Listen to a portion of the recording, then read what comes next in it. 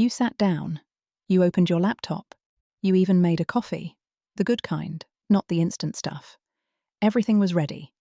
And then you spent the next 40 minutes reorganizing a folder you haven't opened since 2022, texting someone back who messaged you 3 days ago, and somehow ending up watching a video about a guy who builds tiny houses out of bottle caps.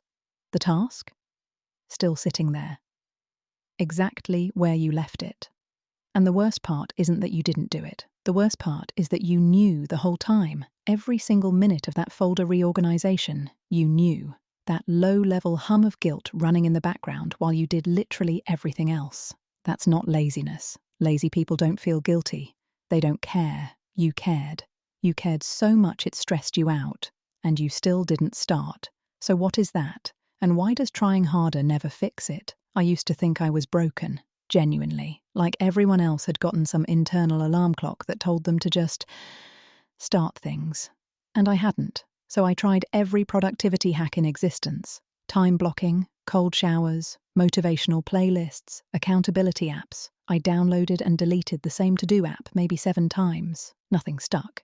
Because I was solving the wrong problem.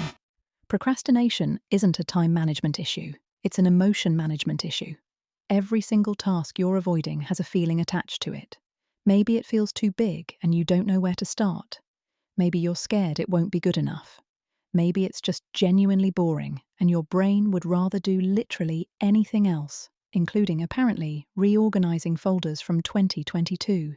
Think about the last thing you really put off. Not a small thing. The big one. The email you've been meaning to send for 2 weeks. The project you keep moving to next Monday. The thing you've added and removed from your to-do list so many times the app probably has trauma. If you sit with it for a second, there's always something underneath. A fear of getting it wrong. A vagueness about where to even begin. A quiet resentment that you have to do it at all. Your brain isn't being lazy. It's doing exactly what it's designed to do. Protect you from discomfort.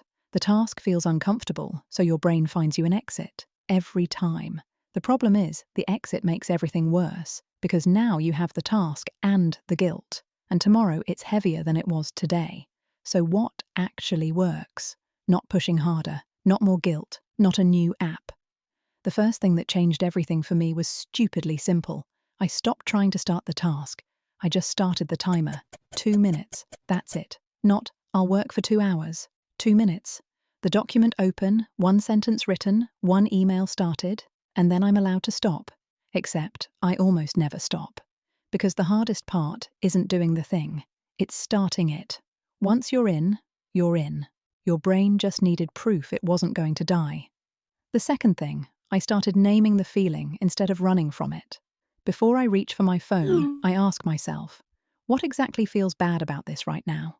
Is it that I don't know where to start? Is it that I'm scared the result will be bad? Is it that it's just dull and I resent it? Naming it shrinks it. Suddenly you're not avoiding some big, vague cloud of dread. You're dealing with something specific, and specific things have solutions. I don't know where to start is solved by picking the one tiniest first step. I'm scared it'll be bad is solved by reminding yourself that a bad first draft still moves you forward. A perfect thing that doesn't exist yet moves you nowhere. And I just don't want to do it. Honestly, fair. Set a timer, put on a playlist, make it slightly less miserable. That counts. Third, stop making decisions in the moment. The moment you sit down to work is the worst possible time to decide what to work on. Your brain is already looking for exits. Don't give it the extra friction of, but wait, what should I actually start with? Write tomorrow's one most important task on a sticky note tonight, before you close your laptop. When you wake up, the decision is already made. All you have to do is start the timer. Fourth, tell someone. Not in a dramatic way, just a message to a friend, a colleague, anyone. I'm going to send that thing by Thursday. That's it. Something about saying it out loud makes it real in a way that a to-do list never does. The task stops living only in your head and starts existing somewhere outside of it, and suddenly not doing it has a witness. Turns out your brain cares a lot about that. And the last one, pair the thing you're avoiding with something you actually like, not as a reward after, during. Your favorite playlist only plays when you're doing that specific task. Your good coffee only happens at your desk when you're working on the hard thing. It sounds too easy. It works anyway. Your brain is more bribable than you think. None of this requires a personality overhaul. You don't need to become a morning person or someone who loves spreadsheets. You just need to make starting slightly easier than not starting.